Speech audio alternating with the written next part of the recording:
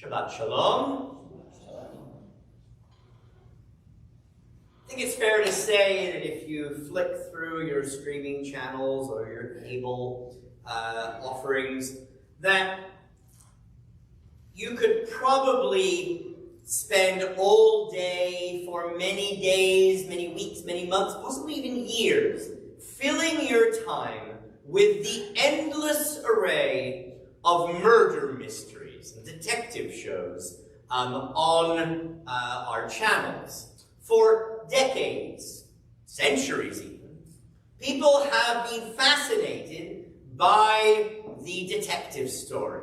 And whether it's the bucolic, quaint stories of Murder, She Wrote, or the Midsummer Murders, or the harder-edged procedurals of Law and Order, the many CSIs, the many NCISs, or the more depressing, dark, brooding mysteries that you find on premium cable channels or on the BBC, or anything coming from Sweden, really. These stories, these detective stories, have been with us for so many years, which is why it's a little odd that of the many genres of literature that one finds in the Torah and in the Bible, you don't get much in the way of detective murder mysteries, except in this week's Torah portion. At the end of this week's Torah portion, it tells us what happens if in the land that the Eternal your God is assigning you to possess, someone is slain and found lying in the open, the identity of the slayer not being known. Your elders and magistrates shall go out and measure the distances from the corpse to the nearby town. So far, this seems pretty standard for your regular detective show. Then it says, the elders of the town nearest to the corpse shall then take a heifer. It's going to take a bit of a weird turn now. Which has never been worked, which has never pulled a yoke. And the elders of that town shall bring the heifer down to an ever-flowing valley, which is not tilled or sown, and there in the valley there shall break the heifer's neck. Okay? Then all the elders of the town, nearest to the corpse, shall wash their hands over the heifer whose neck was broken in the valley. They shall make this declaration: our hands did not shed this blood, nor did our eyes see it done. Absolve, O Eternal, your people Israel, who you redeemed, and do not let guilt for the blood of the innocent remain among your people Israel. And they will be absolved of blood guilt. Thus you will remove from your midst guilt for the blood of the innocent, for you will be doing what is right in the sight of the Lord.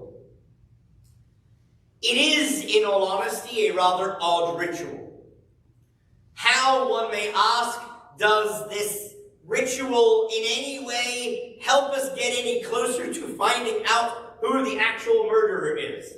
And there seems to be so much focus on the elders declaring their innocence, and yet most of us never thought the elders did it.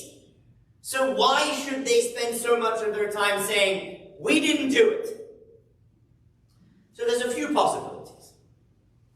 Maimonides, the preeminent Jewish philosopher of the Middle Ages, and always a very prominent rationalist when it comes to biblical commentary, argues that what's actually happening here is that this is really a public ceremony that will get people talking.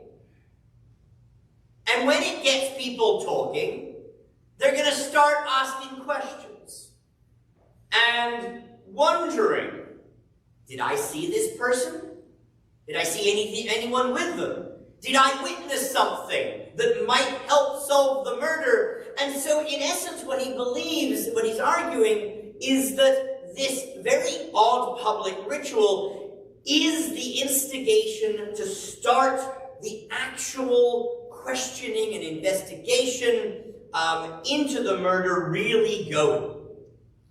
And if we look at what he's saying more deeply, what he means is, in essence, that only when you bring the murder into the public eye, only when you insist on bringing out into the open, do you really get to the bottom of what's happening.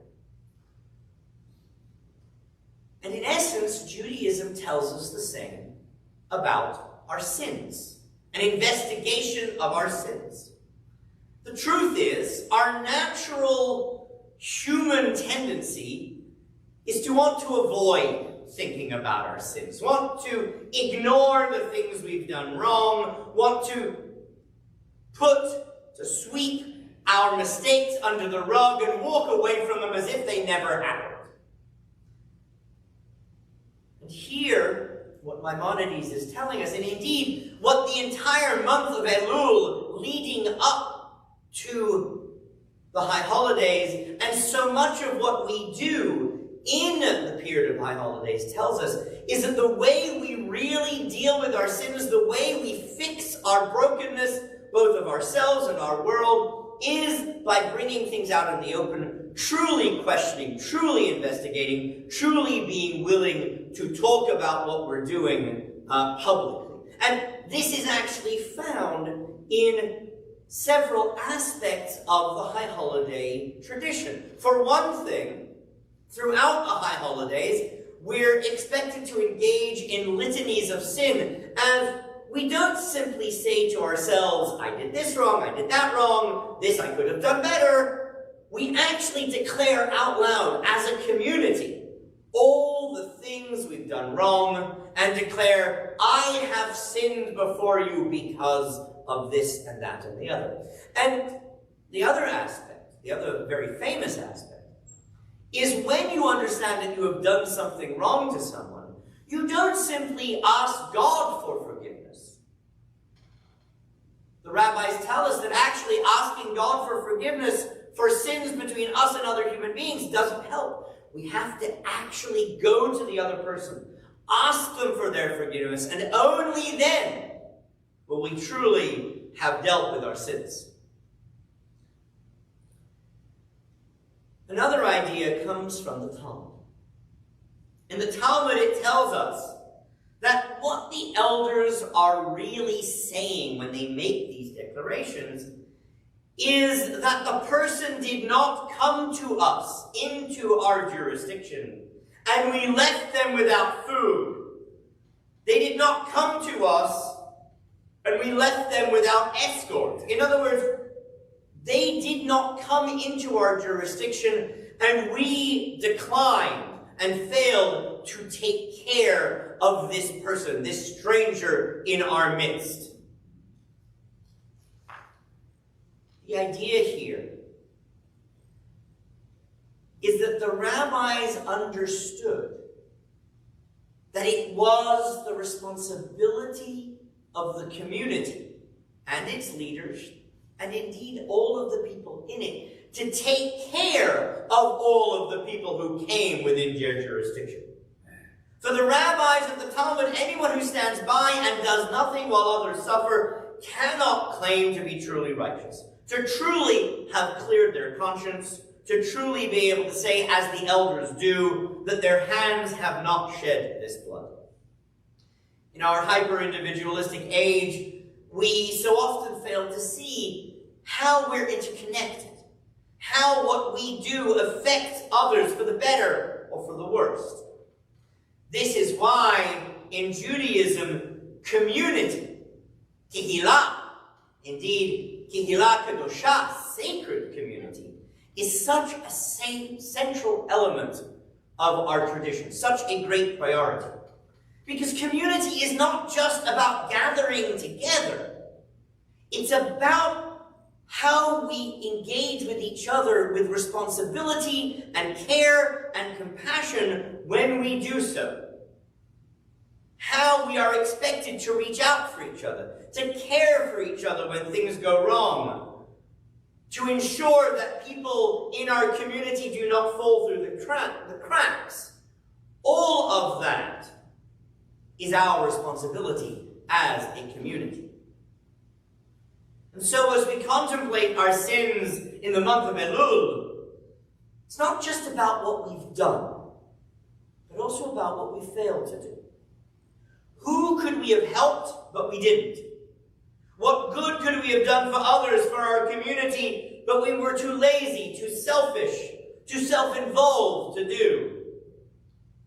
We don't have the responsibility for everyone and everything.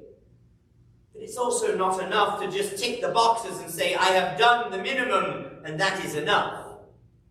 We must also look at the responsibilities we have towards others, both physically and spiritually, to reach out, to be concerned with the lives of others, and be willing to improve the lives of those around us. And only when we do so can we truly say, as the elders did in ancient Israel, that we have removed the guilt from our midst, and that we have done what is right in the sight